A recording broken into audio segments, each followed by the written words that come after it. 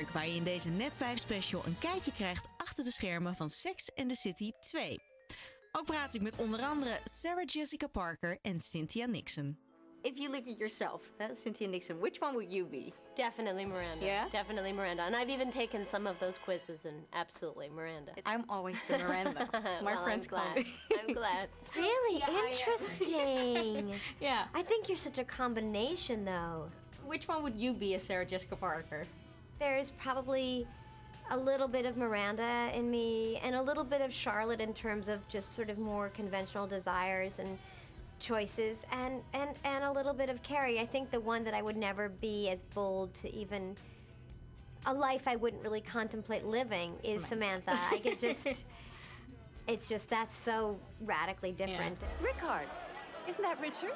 In Danish, yes. Can't you join me for a drink? Oh, I can't tonight. It's girls' night out. But I do have tomorrow free, all day and night. Even tussen jou en mij. Wie droomde er nou niet van een garderobe als Carrie had? Die tassen, die schoenen en die jurkjes. Hier binnen is het Valhalla voor al die dromers. Het Sex and the City kledingmagazijn. Meedogenloos gerund door styliste Patricia Field. Zij bepaalt namelijk hoe de meiden eruit zien in de film, welke outfits ze wanneer dragen en welke individuele stijl ze neerzetten. Come on ladies, don't be shy. Don't be shy. America's finest. Who's the bigger style icon now, you or Carrie Bradshaw? Oh, I would say Carrie Bradshaw. Yeah? Oh yeah, definitely, definitely. Yeah, but that's, you know, in large part Pat Field. I think, you know, you can point to Carrie Bradshaw, but really what you must do is look a little bit further back or behind the curtain is Pat. And it's still you, the one who's wearing it. It is, and it's a collaboration, but, you know, there's a point of view there, I think, that's been really influential, and I've learned a huge amount from her. That was quite a performance. Oh, you haven't seen anything yet. Hello again. Hi. When I watched the trailer, I had the feeling that Miranda looked more stylish than ever. Was there a change in your outfits? Or? I feel like Patricia Field really has been pushing me in that direction. Yeah. I mean, back in the old days, I used to try and be realistic and think, oh, you know, she's a lawyer, she doesn't really have that much time to worry about her hair or her clothes or shopping. Yeah.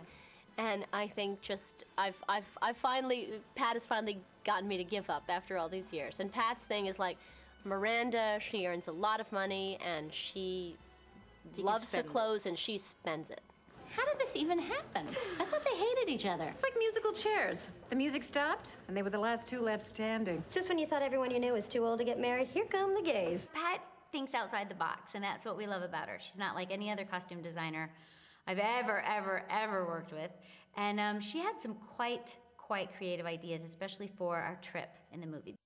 If I had some kind of consciousness of that, of the people's expectations, it would freeze me up and make me miserable and not allow me to, you know, be creative and have fun with it, because I would be worrying about what everybody thinks. And that is really not part of the process for me.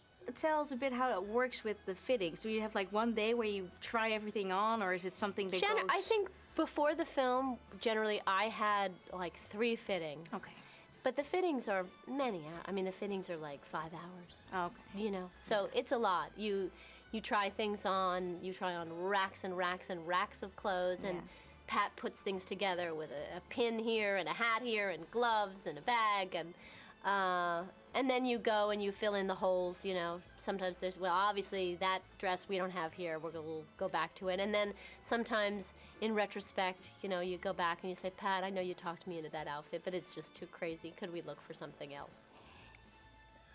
But one of the most important things for me, the first thing that I could bite down into, is the script.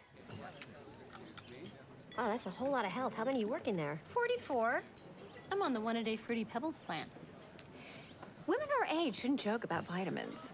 Women who are not our age shouldn't say women our age. I think that it's changed women and men's perception of getting older, because when we first started, most of the girls were in their 30s, I was in my 40s, and now I'm in my 50s, and people still want to hear about what's going on. It's not, oh, well, that's over, who's the next young thing? I think that they're fascinated about women at this age and what they're tackling. Well, one day, very soon, you will thank me.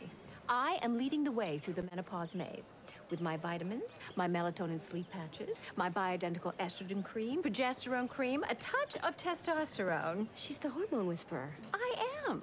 I've tricked my body into thinking it's younger. I've tricked my body into thinking it's thinner. Spanx.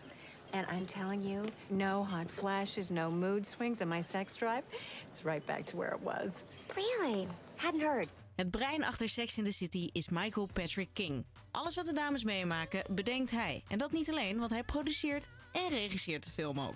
Carrie Bradshaw is now Carrie Bradshaw Preston. She's having a little difficulty being Carrie Preston. She's struggling a little bit with the idea of being a traditional wife.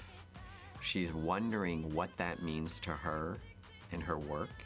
It's a new frontier she's trying to figure out how to be a Mrs.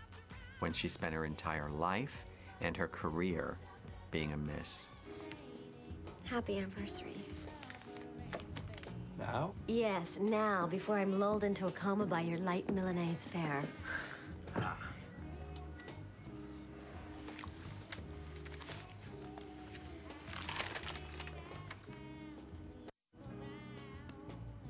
Very nice. It's vintage. It's from 1968.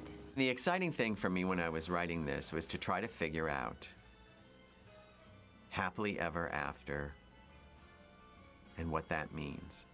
Because the end of the first movie was so romantic. And in that movie, he chose her. And she forgave him. I'd like to see him,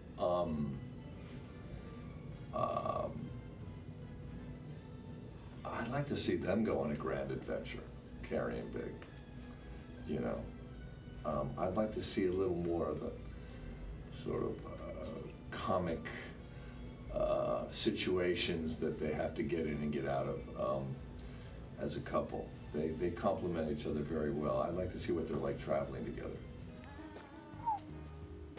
Very, very nice. And it's engraved. Me and you. Just us two.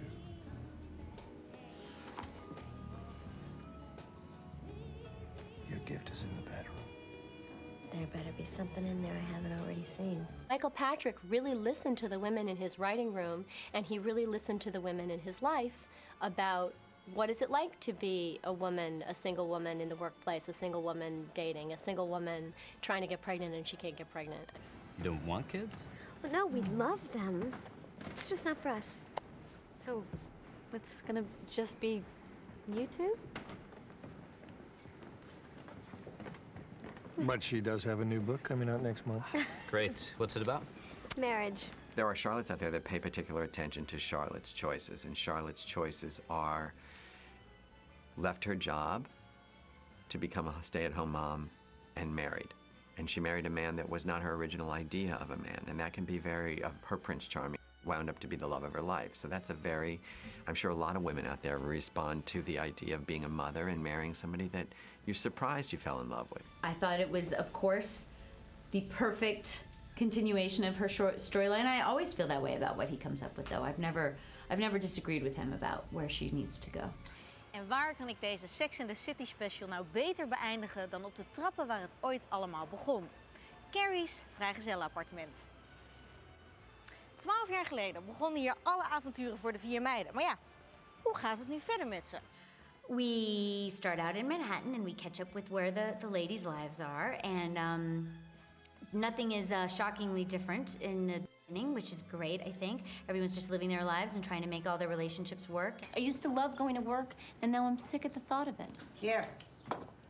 2 bites. Thanks, Magda. You don't have to keep putting yourself through this. You can quit. I'm a lawyer. That's who I am. Life's too short. Go someplace where they appreciate you, and until you find a better job, you can be home and help out around the house. I've waited too long to get here. I just have to suck it up.